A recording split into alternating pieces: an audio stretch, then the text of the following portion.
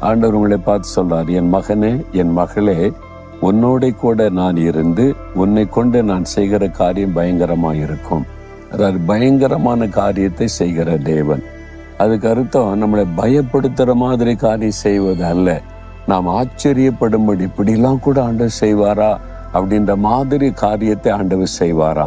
யாரை கொண்டு? உங்களை கொண்டு, உங்களோடு கூட இருந்து உங்களுக்காக செய்வேன்னு சொல்றார். பாருங்க, அன்னைக்கு இஸ்ரேல் மக்களோடு கூட ஆண்டவர் இருந்து பயங்கரமான காரியங்களை செய்தார். என்னது? கடலை ரெண்டா பிளந்து அதுக்கு நடுவில் வழி நடத்தினார்ல, அது பயங்கரமா இருந்தது காட்சி. அவங்கள தொடர்ந்து வந்த சத்துருக்கள் அந்த கடலை அழித்து போட்டார்ல, அது ஒரு பயங்கரமான காரியம். அதாவது ஜனங்களுக்கு பாதுகாப்பு கொடுக்க, ஆசீர்வதிக்க, அவங்களுடைய தேவைகளை சந்திக்க பயங்கரமான காரியத்தை செய்தார்.